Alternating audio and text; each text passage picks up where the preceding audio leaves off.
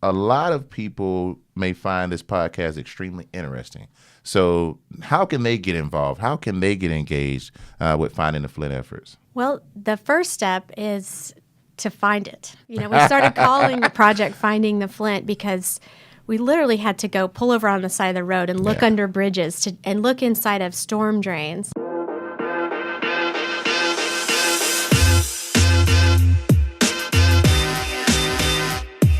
Welcome to the AERO ATL Podcast. I am Shannon James, your president and CEO of the AERO Atlanta Alliance. And we are fortunate to have one of my good friends in the office today. I'm so excited about our esteemed guest, Ms. Hannah Palmer. Hannah, thank you for joining us. It's my pleasure. Thanks for the invitation. Absolutely. You know I was going to have you on this show, right? We can't host and talk about AERO without having Hannah Palmer in I've here. been waiting for this day. Well, we both have, right? So the feeling is so mutual. So Hannah, I know a lot about you, right? We spend a lot of time together. We're talking, we're communicating. For our listeners who may not know a lot about Hannah Palmer, help them understand about yourself, your background, your career history a little bit, and how you got into the role that you're now representing this huge initiative in Finding the Flint. Thanks. This is definitely a dream job for me to be working on Finding the Flint with the AERO Alliance. And part of that is because of my background. I grew up in Forest Park. So nice. I grew up in the AERO ATL native. Absolutely. Yeah. Born and raised from Clayton County. So it's exciting to be part of shaping the future of a place that means a lot to me. That's right. I'm a writer. My background is as a researcher and a writer. And some of my research came together when I was in grad school. I ended up writing about the airport's growth and development and how that affected Southside communities. A lot of negative impacts, a lot of people displaced, but also the jobs coming in, the money coming in. It just changed what were small towns into an aerotropolis. Very true. So my book, Flight Path, was published in 2017, and that completely changed my life. It opened up a lot of opportunities for me to do more research and writing and thinking about how airports work, not just in Atlanta, but around the world. That's right. So I worked for several years for a big design firm and worked in urban design and planning, and actually worked on aerotropolis projects as far away as like Istanbul. Ah, yes. Yep. I didn't know that. Yes. Learned So something new Atlanta's today. not the only airport that I've been studying. Nice. After the book came out, I was approached by some nonprofit environmental organizations. The American Rivers and the Conservation Fund, along with the ARC, approached me about thinking about the Flint headwaters. How could we restore them, help bring them back to life? These are tiny little creeks that run in and around and underneath the Atlanta airport. Nobody knows they're there, but the Flint River is actually piped for almost 2 miles underneath the Atlanta airport. You'd think somebody from Clayton County would already know that this important river, Georgia's Flint River, starts near the airport. But it was all news to me, and I found it just totally fascinating, like finding a buried treasure in my own backyard. Oh, is it true? And now I'm part of like bringing together both sort of a grassroots movement around reclaiming these lost creeks, and then also working with the aerotropolis, the top-down approach, getting the deltas and the Porsches and the airport itself to start to take an active role as being stewards of these creeks and rivers. Oh, it's important. It's funny. I'm from Albany, Georgia. So the Flint River is huge in that area of southwest Georgia. And so when I heard about, the Flint River flowing under Hartsfield-Jackson, I was pretty shocked myself. And so for our listeners who may not be as familiar, and we'll come back to your book as well, but for our listeners, I guess we're hitting the surface about Finding the Flint. Let's go down a little bit more in detail about, the reason why it organized, its mission, some of its objectives. What's the foundation of this initiative for Finding the Flint? That's a good place to start. I have to say, I had pretty much only heard of the Flint River because of the flooding in Albany in the 90s. Yeah. I had no idea it started in, East Point and flows all the way across the state, all the way to Florida. The Flint River is Georgia's second longest river. The first is the Chattahoochee. And the Chattahoochee and the Flint actually joined together at the Florida state border to form the Apalachicola. Okay. And I tell you this whole geography lesson because that forms the ACF River Basin, which you might have heard of because of the Supreme Court's water wars. Absolutely. So for decades, Alabama, Florida, Georgia have been involved in this Supreme Court level litigation about water resources and water usage. And then when you think about as recently as 2007, the city of Atlanta's water reservoirs, the droughts that affected the whole state. Absolutely. That's why these environmental organizations have gotten involved about how can we be proactive about supporting a healthy river for all of us. That's right. I mean, the farmers and in South Georgia depend on the Flint River. Absolutely. But also it's a drinking water source for Clayton County, Fayette County, Coweta County. It's an important resource for so many farms and families.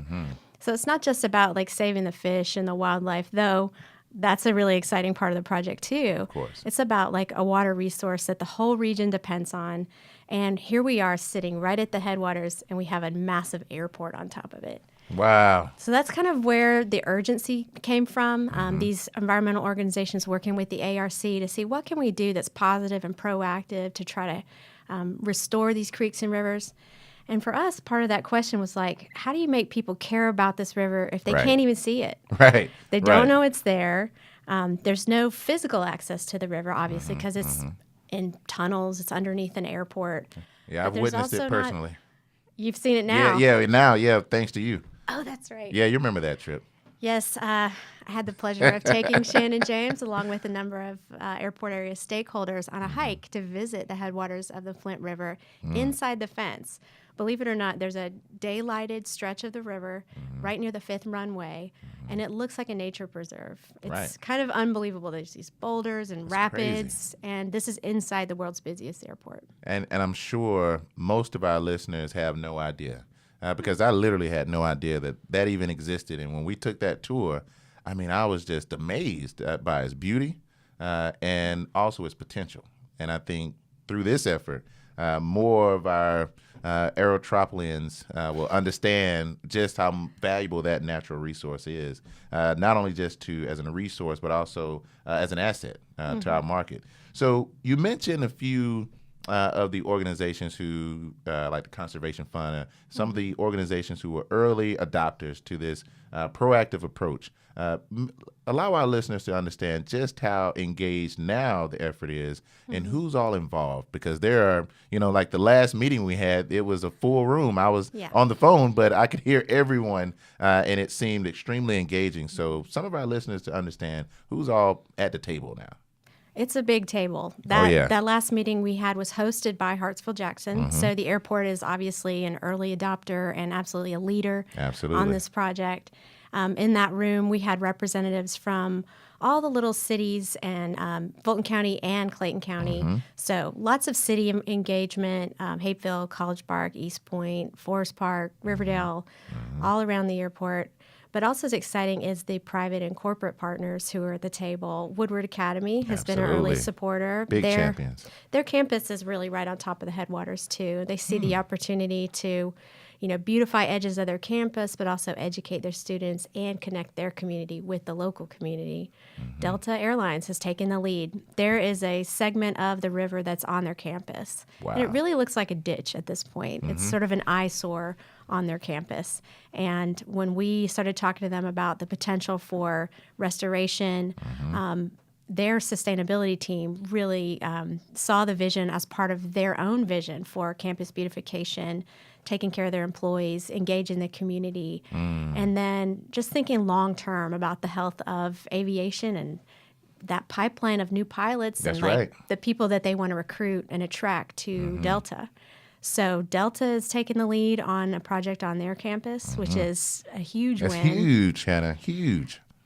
I know. It's a game changer. And it's still too early to celebrate, but I am celebrating quite a bit that they see the value and that they're kind of taking the lead on getting that done.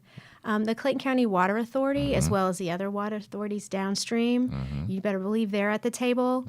This is their water supply. Absolutely. And they want to see improvements that will serve their customers. I'm always excited when we have a working group meeting and there's 40 people in the room, and it's a range of business leaders, elected officials, and community members whose backyards are right on these creeks and rivers, and the community organizations and nonprofits like Metro Atlanta Urban Farm, an organic farm in College Park that are taking the lead as well. That's right. So I'm always I feel like a party planner. I try to get the mix right. so that people start getting to know each other and getting to talk to each other about their ideas. There's a lot of potential. We have a similar job. I know the feeling. And so, but you've, orchestrated a very nice public-private engagement, right? And so our organization speaks directly to that whole public-private partnership. And so the moment you're able to get cities engaged, and you've gotten, corporations like Delta and, even the smallest of the organizations to be at the table, I think it speaks volumes to not only you, but everyone around this effort, right? Because now we're elevating an opportunity where it is becoming more of a top priority. And so when it becomes a top priority, then everyone gets to the table and start pulling forward, right? So that's why we wanted to, as an organization, get behind and continue to push forward as well, because this is a great opportunity for our area. It's an opportunity for us to now continue to create an identity for ourselves, right? Because this is visioning here. And so when you've gotten vision at the table, we get excited. I'm just going to be honest. And so when you've got Hannah Palmer pushing it forward, then trust me, we've got two pom-poms running behind you, okay? So, but this is, what I love to do is kind of transition, right? Because we've kind of talked about the airport area and the Finding the Flint efforts. Let's talk about some of the steps that have been taken to get us to this point, right? Because, now we've partnered up, and so we're figuring out how to better leverage the market and our partners. So help our listeners understand what has taken place to this point to now it's elevated as a top priority for this region. Sure. It's been an exciting journey, and just my involvement, and I'm learning a lot. I've never done this before, built a movement, it's not something most OJT. people, not a lot of people get the opportunity to do this. So the process, I've been really curious how it's come together. But I think the foundation is a couple things. Some early research and reporting that American Rivers did, where they got all the water utilities talking about the health of the river, how it's been running dry. And they published a report in 2013 called Running Dry. Oh, wow. And it was really kind of sounded the alarm about the Flint River as a resource not, being in peril. Right. And then at the same time, we have the Aerotropolis Alliance coming together and the blueprint for the future of the airport area that really put out a bold vision that the airport as a destination, as the hub of a healthy community. And those two things kind of come together in Finding the Flint. And I'd like to say that Finding the Flint is complementary to the Aerotropolis's blueprint, which sets out this economic development sort of vision. And then we have Finding the Flint that is like, there's a river that ties all these pieces together. That's right. And it could be sort of a vision for community development. Because where the river touches Delta, it does one thing. Where it touches the airport, it's another. But it also touches all these people, their backyards. So it gets down to that detail of quality of life, parks and trails. You Giving hear me me goosebumps talking? over here, Hannah. I'm serious because that coalesces with our Greenway plan and how that immediate area, and it correlates with Finding the Flint, and that may be another discussion for another podcast. Right, the Greenway plan, and so we'll have you back for that. But today I wanted to make sure we focused on Finding the Flint, right? So with Finding the Flint, you mentioned all of the efforts and the research and the studies that have been done to kind of get us to this point, right? And so a lot of people may find this podcast extremely interesting. So how can they get involved? How can they get engaged with Finding the Flint efforts? Well, the first step is to find it. We started calling the project Finding the Flint because we literally had to go pull over on the side of the road and look under bridges and look inside of storm drains to even understand where is the river. We had an early stakeholder said, allegedly that's the Flint River. So we had to build all this research and maps and a tour. We've created a tour that we take community members on where we can get out and find it. That's really the fun part is when you're not looking at a brochure, you're not looking at a PowerPoint, you're actually finding it in your neighborhood. Wow. So if you follow us on Facebook or sign up for the newsletter at findingtheflint.org, you'll be updated on when these tours happen. We've organized a number of cleanup days where we get community members out there pulling tires out of the Flint, pulling trash out of the Flint. You've done a lot of that too. Oh, yeah. Oh, yeah. But there's something about recognizing that this is a creek that's connected all across the state, that all these waters are connected, and we can take care of the little piece that's in our backyard. It feels really good.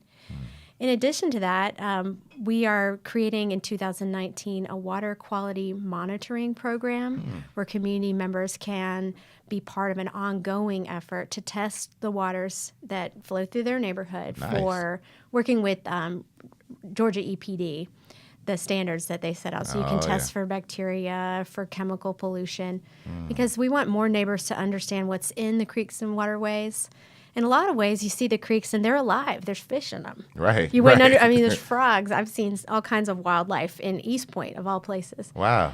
In East Point. That's right. Ooh, okay. So we've through our website and through Facebook, we have a number of different community engagement activities, but we're coming up on the point where we want community input on design. All right. As we start to have projects that are breaking ground, these trails, these model miles getting underway, we want to hear from community members who are going to use these trails. I love it. And who want to be part of the future of making these places. It's not just an idea to restore the river, but it's like give pieces back to communities. Right. That's huge, Hannah. I mean, civic and community engagement is extremely important because that's who we're trying to impact, right? I mean, the true quality of life for all of us who live, work, and play.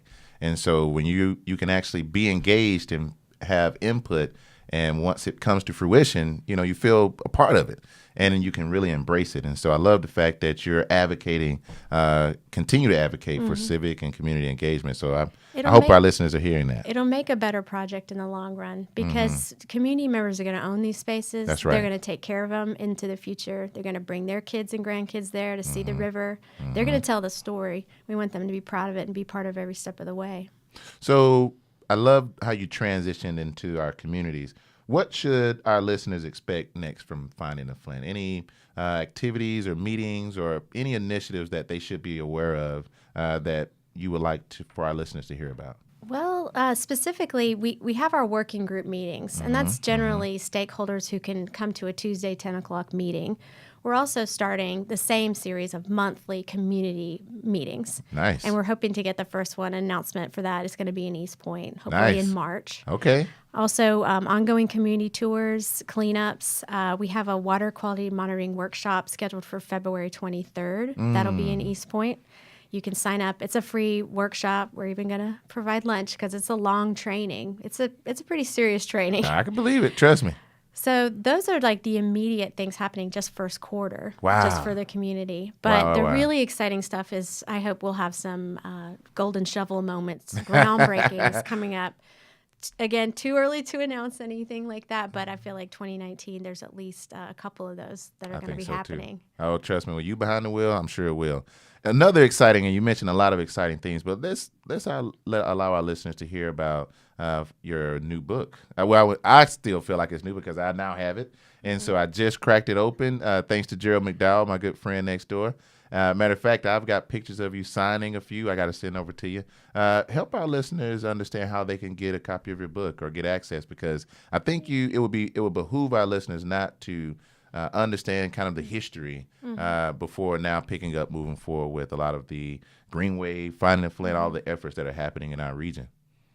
I know. I'm surprised more people haven't written books about the Atlanta airport. Mine is a memoir. It's called Flight Path, A Search for Routes Beneath the World's Busiest Airport. It's a very personal story of my own family history in the airport area. And it kind of traces the places where we lived and how they were changed just during my lifetime. I wrote it as my master's thesis. It was published by a small independent press actually in Spartanburg, South Carolina, called Hub City. Wow.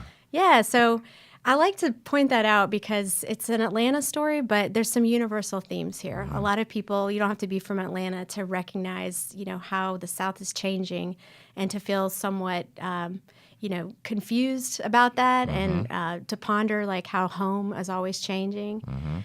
For me, it was definitely a research into my own family history. But as I started learning about these houses where I lived, I realized there's hundreds and hundreds of other families, Southside families, who hear this story in their own family history. So it's kind of a historical memoir. I like to say that because Finding the Flint has been fun because it builds off of all that research. It builds on those deep roots I have in Clayton County and Southside Atlanta and the love I have for this place to try to think about, Okay, so that's the past. Mm-hmm. Now we have the world's busiest airport. We have a growing and gentrifying Atlanta. Mm-hmm. How do we start to envision the future of the airport area for my kids and my grandkids and yours too? That's right. Listen, as you guys can hear, Clayton County stand up. I mean, Hannah Palmer is a true visionary. She is, if anyone who knows her have come in contact with her, you grow to love her quickly. And so I hope our listeners were able to also understand the efforts behind Finding the Flint and how connected you are, not only just to this movement, but just to this area in general. And so this is personal.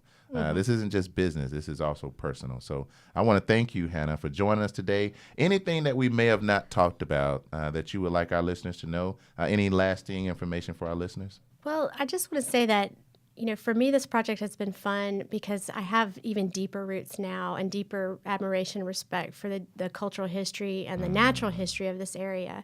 And even if you don't live in the airport area and the Flint River watershed, I say find out what your watershed is. Find out what that creek is that doesn't have a name that's right behind, your work or your house.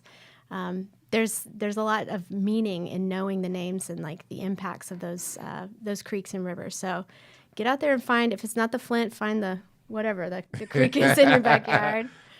Well, how about that Camp Creek, right? Here we are. Here we are. Sitting at State of the Aerotropolis, you and Kirsten Moat did a great job.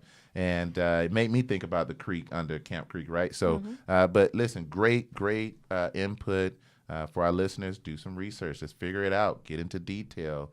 And we look forward to seeing you at the next working group meeting. Website again, Hannah, for our listeners? Oh, right. It's findingtheflint.org.